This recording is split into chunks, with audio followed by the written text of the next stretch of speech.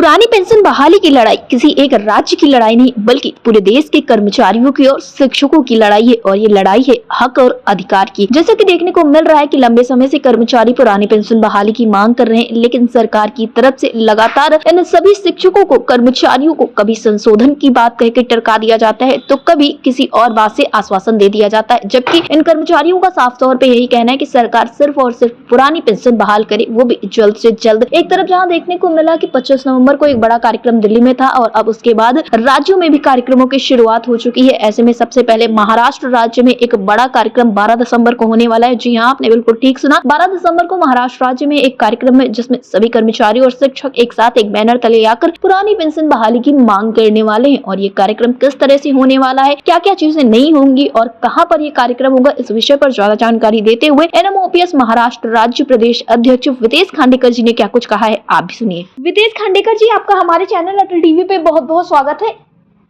Thank you madam, thank you. विदेश खांडेकर जी, जैसा कि देखने को मिल रहा है कि अब आप लोग पुरानी पेंशन बहाली के लिए महाराष्ट्र राज्य में एक प्रदर्शन करने जा रहे हैं, तो मैं जानना चाहूंगी ये जो प्रदर्शन आप लोग करने जा रहे हैं ये किस तरह का प्रदर्शन होने वाला है और लगभग कब तक ये प्रदर्शन होगा? ये 12 दिसंबर को होने वाला आंदोलन है और ये नागपुर में होगा जी। अभी जो सत्र हमारा शुरू होगा महाराष्ट्र का, तो उस सत्र में असेंबली में ये आंदोलन होगा। और पुरानी पेंशन ये एक केवल इसी मांग के लिए आंदोलन होगा।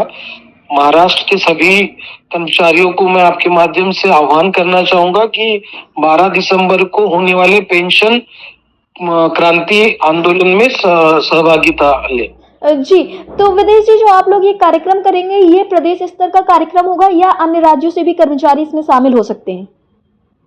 नहीं, अभी तो ये प्रदेश स्तर का ही कार्यक्रम है। अन्य राज्यों से लोग आना चाहते तो उनका स्वागत है जी। क्योंकि पुरानी पेंशन की मांग यह पूरे देश की मांग है और जो आएगा उनका स्वागत ही किया जाएगा। जी, विदेश खांडेकर जी, जैसा कि देखने को मिला था कि 25 तारीख को एक बड़ा कार्यक्रम दिल्ली में रखा गया था, जिसके बाद देखने को मिला कि आपके साथियों के साथ कुछ ऐसी चीजें हो गई जो नहीं होनी चाहिए थी, जैसे कि FIR दर्ज करवा दी गई, जिसमें से आपके ही पड़ोसी राज्य की बात कर ले, हरियाणा, वहाँ के जो प्रदेश अध्यक्ष हैं विजेंद्र धारीवाल जी, उसमें भी वो शामिल हुए थे। तो आप ऐसे जो कार्य किया गया है सरकार की तरफ से या यूं कहें कि शासन प्रशासन की तरफ से, इस पर आपकी क्या राय है?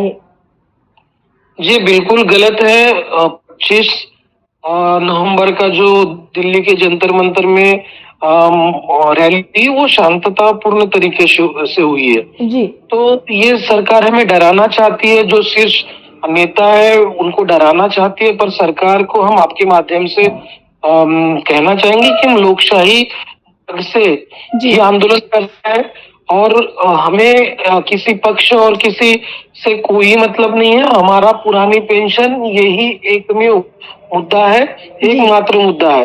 तो ये जो सरकार की तरफ से तानाशाही चल रही है, ऐसा ना करे। आने वाले समय में पुरानी पेंशन आप बहाल करे और हमारा कर्मचारियों का साथ आपके साथ रहे। जी, विदेश जी, जो आप लोगों का नागपुर में ये कार्यक्रम होने वाला है 12 तारीख को, उसको लेकर तैयारियां किस तरह से हो रही हैं और ये क्या किसी जगह का एक घेराव होगा या फिर किसी मैदान में आप लोग एकत्रित होकर अपनी आवाज को बुलंद करने वाले, किस तरह से होगा ये कार्यक्रम?